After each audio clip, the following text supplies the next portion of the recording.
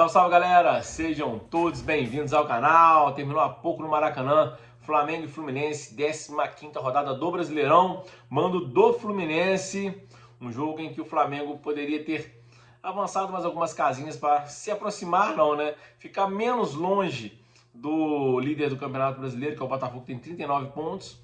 No entanto, Flamengo e Fluminense ficaram no empate em 0-0 e o Botafogo abre 12 para o vice-líder Flamengo. Pô, é muita distância, são 4 jogos para empatar, só que como o Botafogo tem 5 vitórias a mais que o Flamengo, ou seja, para o Flamengo conseguir ultrapassar o Botafogo, o Flamengo teria que vencer 5 jogos e o Botafogo não vencer nenhum, ou seja, a vantagem do Botafogo é muito grande. Bom, porém, o jogo de hoje, né, na minha opinião, foi um jogo com dois tempos bem distintos, né? Primeiro tempo mais equilibrado e o Flamengo um pouco superior, mas o Flamengo não chuta de fora da área, o Flamengo tenta chegar tocando e acaba não levando perigo ao adversário. Já no segundo tempo, o Fluminense foi superior, teve mais volume de jogo, mas barrou nas defesas do goleiro do Flamengo e o Flamengo só escapava uma hora sim, outra não, sem muito perigo, porque o Flamengo também é aquele time, igual eu volto a dizer, toca muita bola e finaliza pouco.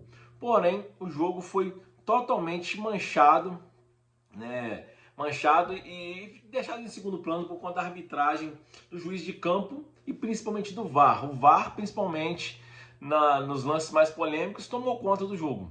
O VAR anulou um gol do Fluminense, anulou um gol do Flamengo em lances que, na minha opinião, era do juiz em campo. O juiz não deu, segue o jogo, gol válido do Fluminense, gol válido do Flamengo. Porém, o que eu questiono da arbitragem, principalmente nos lances mais polêmicos, é o critério. O critério só foi a favor do Fluminense e nunca a favor do Flamengo. Por que eu estou dizendo isso? Porque com 7 minutos de jogo, o Felipe Luiz leva uma pancada no meio da canela no primeiro tempo. O juiz dá apenas falta, sequer mostra o amarelo. Na prorrogação, o Luiz Araújo do Flamengo dá uma pancada muito parecida no Marcelo. O juiz dá amarelo, que não tinha dado para o jogador do Fluminense no primeiro tempo, no comecinho. E o VAR chama para expulsar o jogador do Flamengo. E o juiz retira o amarelo e expulsa o jogador do Flamengo. Lances parecidos, com critérios totalmente diferentes. E o pior de todos os lances foi o pênalti claríssimo em cima do Arrascaeta. No primeiro tempo, em que ele recebe a bola do Gerson, ele vai dominar no peito. O Felipe Melo chega dando a pancada nas costas dele, nas costas, acaba tirando a bola. O Arrascaeta vai puxar uma falta clara. O juiz não deu falta e o VAR sequer chamou o juiz para poder ver o lance. E depois no gol do Flamengo, que ele anulou a pedido do VAR, um lance que o Pablo apenas escora a mão nas costas do Cano. O Cano pode ver que o Cano nem reclama a falta.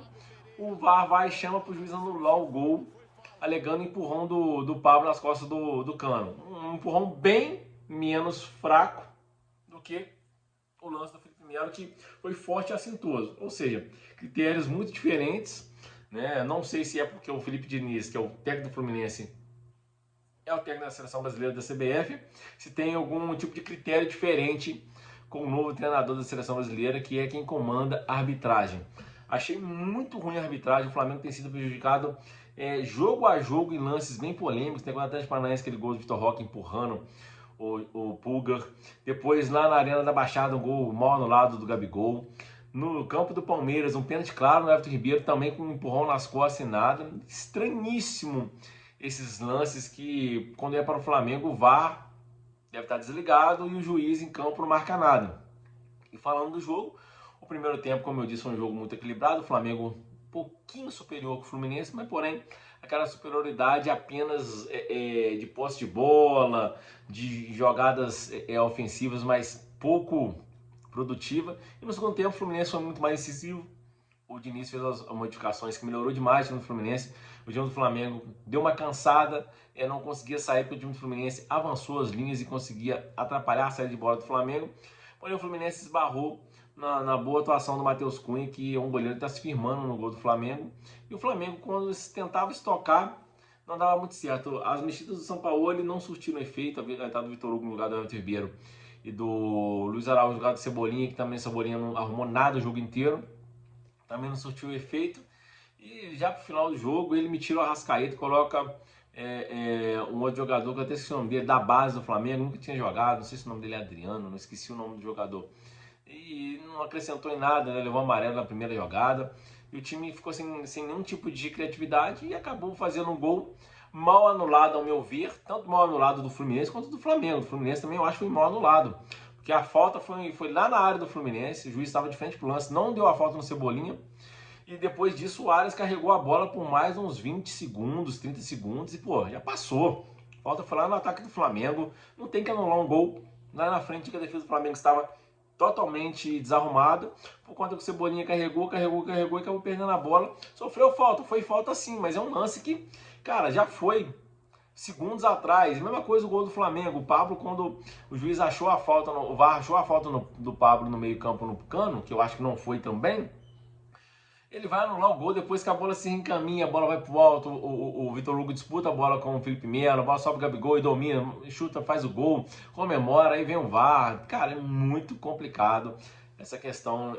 Óbvio, a gente tem muitas injustiças que estão sendo corrigidas por conta do VAR, mas o VAR no futebol brasileiro, principalmente em 2021, o ano que o Atlético Mineiro foi campeão, e agora, esse ano, 2023, está muito confuso, está errando demais, não só no jogo do Flamengo, jogo de todo mundo.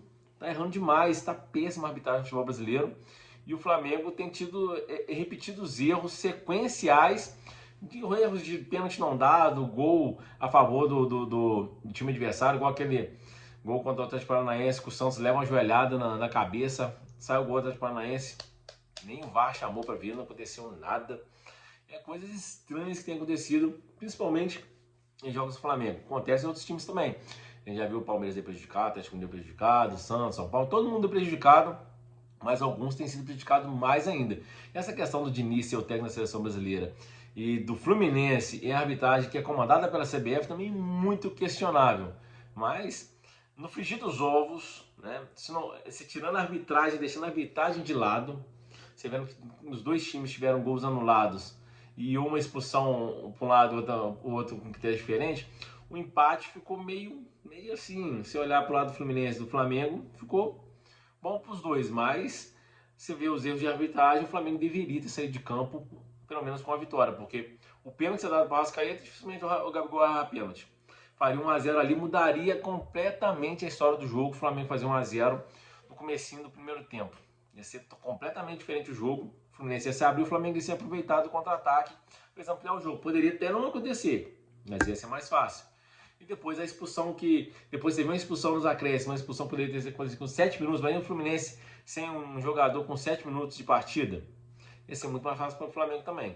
Então, ou seja, bem complicada a arbitragem, o Flamengo está sendo constantemente prejudicado. Tinha que pegar esses vídeos de diretoria e ir para uma coletiva no Ninho do Urubu, colocar no telão e mostrar: ó, a gente foi prejudicado nesse jogo, nesse último, mostrar os lances para ver se a imprensa para de passar pano nos erros contra o Flamengo. Contra o Flamengo eles não falam nada, e quando é a favor do Flamengo, um erro a favor do Flamengo, é semanas debatendo, né? Ou seja, o Flamengo, a gente sabe, tem a maior torcida, então tem o maior também no que torce contra, né, os adversários. Então, ou seja, na imprensa já é declarado que são contra o Flamengo, que a maioria da imprensa é paulista, e tem acontecido isso. Quando é erro a favor do Flamengo, eles falam demais. Quando é erro contra o Flamengo, eles se calam. Esse é um abraço, com Deus, e tamo junto.